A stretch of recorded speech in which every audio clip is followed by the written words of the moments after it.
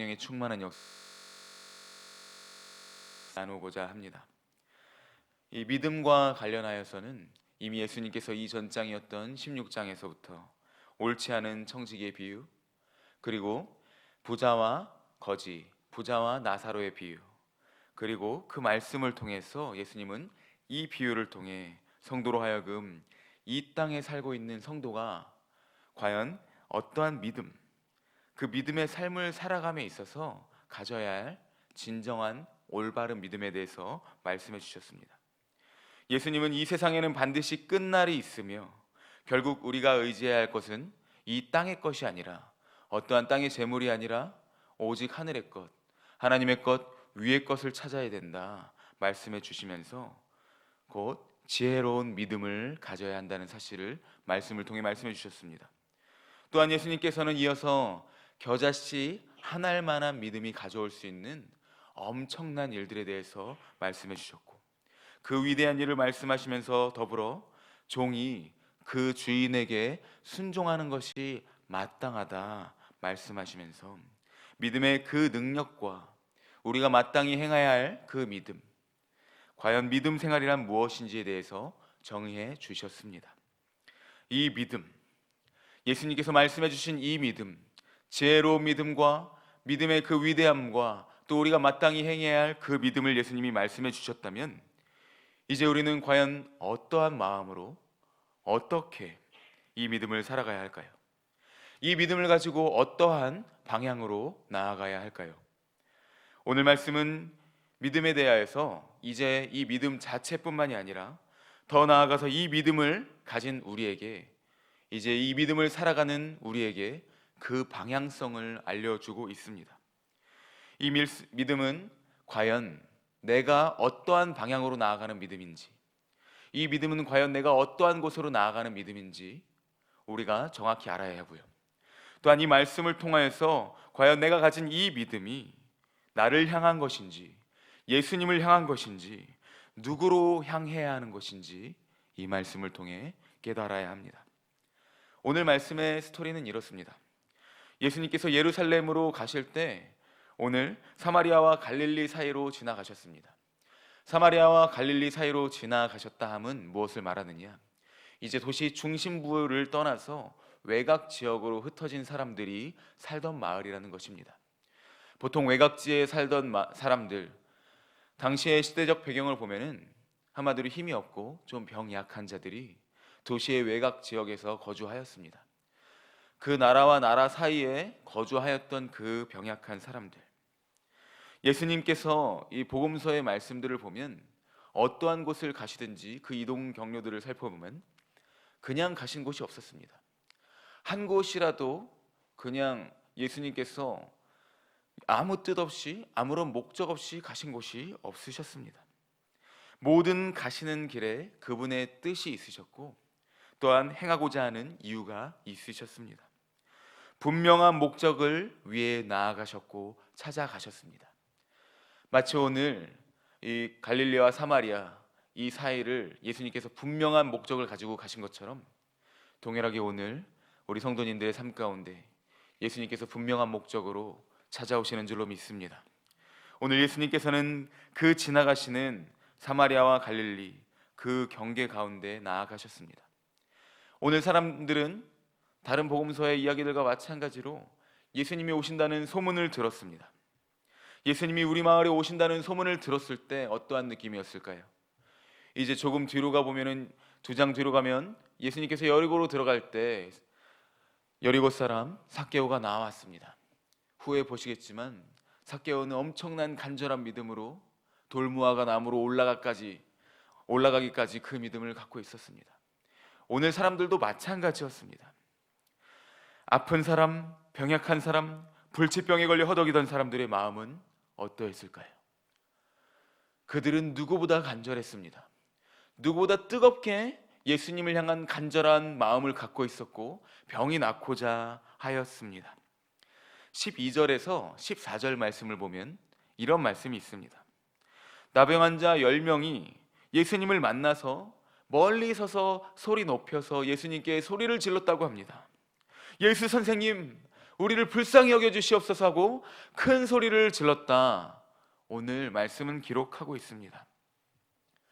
예수님은 결코 그들의 외침을 등한시하거나 등외시하지 않으셨습니다. 예수님은 말씀하셨습니다. 어떠한 직접적인 개입이나 직접적인 만지시면서 안수하시면서 병 고침이 아니라 가서 제사장들에게 너희 몸을 보여라 말씀하셨습니다. 당시 유대법에 의하면 이 나병의 완치 판정은 제사장이 합니다. 제사장께로 나아가서 제사장이 살펴보고선 그 나음을 공표하면 이제 이 사람은 더 이상 외곽에 사는 것이 아니라 사람들과 어울려서 같이 살 수 있는 존재가 되었던 것입니다. 그런데 우리가 오늘 여기서 함께 눈여겨보아야 할 부분이 있습니다. 14절 말씀, 누가복음 17장 14절 말씀을 한 목소리로 읽도록 하겠습니다. 읽겠습니다. 보시고 이르시되 가서 제사장들에게 너희 몸을 보이라 하셨더니 그들이 가다가 깨끗함을 받은지라. 아멘. 오늘 우리는 말씀을 통해서 확인해야 될 것이 무엇이냐? 믿음이 없는 사람이었다면 과연 예수님께서 나에게 오셔서 무엇인가를 해주셔야 하는 거 아닌가? 내가 이렇게 간절히 외쳤는데 함께 만나서 지금 당장 무슨 역사가 일어나야 하는 것 아닌가? 엘리사가 나에게로 직접 와서 무엇인가를 행해야 하는 것 아닌가? 라고 말했던 나아만 장군처럼 어쩌면 이들은 만약에 믿음이 없었다면 이러한 의심을 하고 또한 조금의 의심으로 예수님께 좀 의아한 모습으로 질문을 하며 나아가야 했을 것입니다. 그러나 오늘 말씀 어떻습니까? 예수님께서 말씀을 하시자마자 조금의 의심도 없었습니다. 엄청난 믿음으로 그들은 바로 순종하여서 제사장에게 달려갔습니다. 그리고 나아가는 중에 어떻게 되었습니까? 깨끗함을 받았습니다. 그들의 믿음대로 된 것입니다. 그런데 우리는 이제 정말 이들의 확실한 믿음과 정말 한치의 망설임도 없는 그 믿음 가운데에서 같은 믿음인 것 같지만 중요한 차이점을 발견할 수 있습니다. 함께 15절과 16절 말씀 읽도록 하겠습니다. 15절 16절 말씀 읽겠습니다. 그 중에 한 사람이 자기가 나은 것을 보고 큰 소리로 하나님께 영광을 돌리며 돌아와 예수의 발 아래 엎드려 감사하니 그는 사마리아 사람이라. 아멘. 믿음으로 나음을 받은 10사람, 믿음으로 10사람이 나음을 받았습니다. 다른 사람들도 마찬가지로 믿음 때문에 사실 나음을 받긴 했습니다. 그런데 그중 한 사람이 자기가 나은 것을 보고 가족들에게 달려가지 않았습니다. 그동안 못 누렸던 것을 누리려고 다른 곳으로 달려가지 않았습니다. 그는 먼저 큰 소리로 하나님께 영광을 돌리며 찬양하였습니다. 먼저 하나님께 영광을 돌리는 믿음, 진정한 믿음, 하나님을 깨닫는 믿음입니다. 그리스도를 진정으로 믿는 믿음은 죄인은 그리스도가 누구이신지 깨닫게 됩니다. 그가 행하신 일이 무엇이고 그분이 누구이신지 진정으로 깨닫게 됩니다. 그리고 먼저 하나님께 나아가 영광을 돌릴 수밖에 없습니다. 진정으로 내 삶 가운데 하나님께서 나의 기도 응답을 들어주셨다면 우리는 그 기도 응답의 그 기쁨과 그 감사에 묻혀 있는 것이 아니라 진정으로 그 기도 응답을 해주신 하나님께로 나와 영광을 돌릴 수밖에 없는 존재인 것입니다. 하나님께 영광을 돌릴 수밖에 없는 이 믿음, 날마다 이 믿음으로 살아가시는 모든 성도님들 되시기를 축복합니다. 그리고 이 사람은 예수님께 돌아왔습니다. 이 사마리아 사람은 하나님께 영광을 돌림과 동시에 예수님께로 돌아와 그 발에 엎드려서 예수님께 감사드렸습니다. 우리는 이 말씀을 통하여서 우리의 믿음이 어디로 향하고 있는지 점검해야 합니다. 세상에 수많은 사람들도 믿음을 가지고 있습니다. 세상에 수많은 종교를 가진 사람들도 그들만의 믿음을 가지고 있습니다. 현재 자신들의 고난을 어떻게 해서든 벗어나려고 하고요. 지금 자신들의 눈앞에 있는 어떠한 간절한 고백, 마음의 소원, 그들도 기도하며 나아갑니다. 제가 깜짝 놀랐던 것은 이렇게 절에도 현수막이 무엇이라 걸려 있느냐? 기도회라고 걸려 있습니다. 그들도 나름 기도를 하고 믿음으로 나아갑니다. 그런데 그들의 믿음의 특징은 무엇입니까? 성도와 다른 특징은 무엇입니까? 예수님께 간절히 소리를 치고 예수님의 그 말씀에 순종하고 그것들을 믿어서 제사장에게는 갔지만 그 자체로만 만족하고 자신의 갈 길로 나아갔던 9명과 같이 자신의 목적에만 집중되어 있던 믿음. 다시 말하면 믿음의 대상이 지금 당장 자신의 눈앞에 있는 어떠한 소원의 제목, 기도의 제목들, 어떠한 성취, 결과, 병고침 등 자신의 것들에만 집중되어 있는 그러한 믿음인 것입니다. 세상 사람들은, 다른 종교의 사람들은 사실 이러한 믿음을 가지고 있습니다. 거기에는 순간의 만족과 감사는 있겠지만 영원한 만족과 영원한 기쁨은 없습니다. 어느 하나가 이루어지면 우리에게 돌아오는 것은 무엇입니까? 또 다른 어떠한 두려움과 또 다른 불안함입니다. 우리는 영원한 감사로 나아가야 됩니다. 그것을 주시는 분이 누구십니까? 우리 주 예수 그리스도이신 줄로 믿습니다. 우리는 오직 그분께만 우리의 믿음의 방향을 돌이켜야 하는 것입니다. 그래서 예수님은 말씀하십니다. 17절과 18절 말씀 제가 읽도록 하겠습니다. 예수께서 대답하여 이르시되 10사람이 다 깨끗함을 받지 아니하였느냐? 그 9은 어디 있느냐? 이 이방인 외에는 하나님께 영광을 돌리러 돌아온 자가 없느냐 하시고. 아멘. 이 말을 제가 환원해 볼까요? 바꿔볼까요?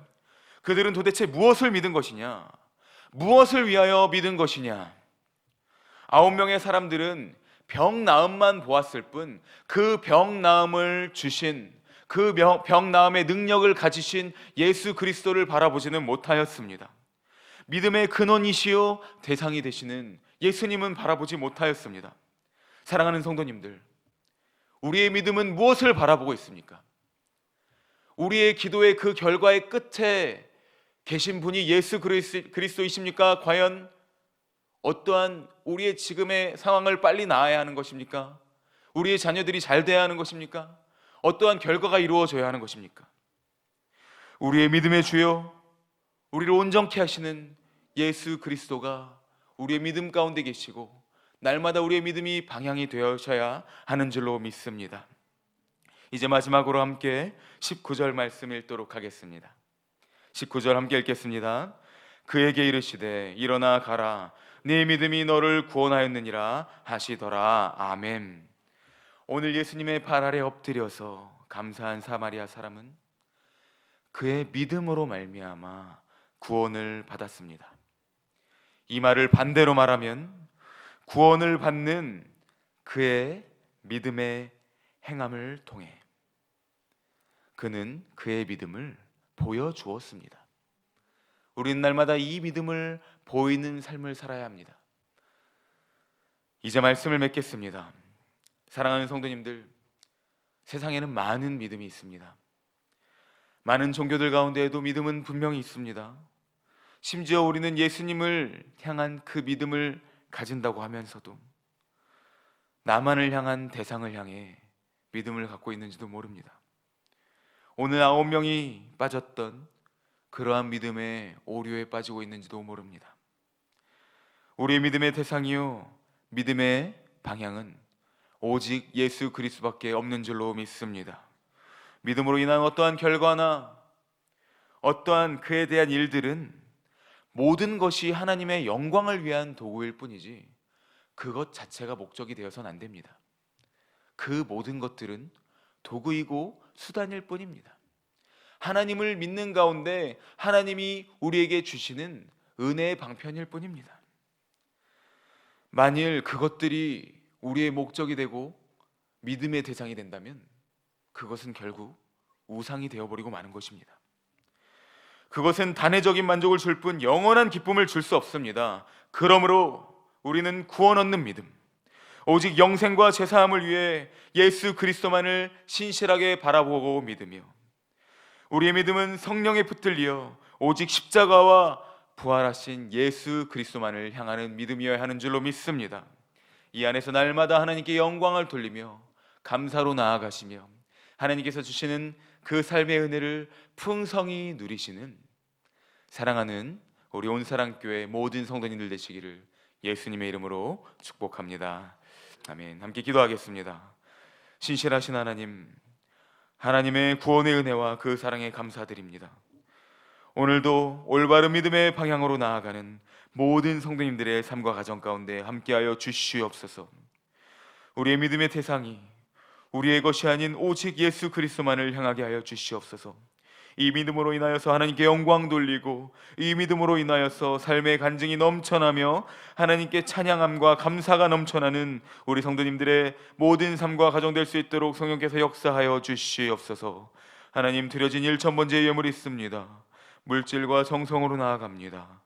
귀하게 받아주시고 드린 손길 위에도 함께 하셔서 날마다 하나님의 실제적인 역사와 복을 누리는 삶이 되게 하여 주시옵소서. 오늘 우리의 모든 기도의 제목들 가운데 함께 해주시고 들어 응답하여 역사하실 줄로 믿습니다. 우리 이 시간 함께 들으신 말씀 기억하시면서 또한 각자 기도 제목들을 가지고 주님의 이름 한번 부르고 기도하며 나아가도록 하겠습니다. 주여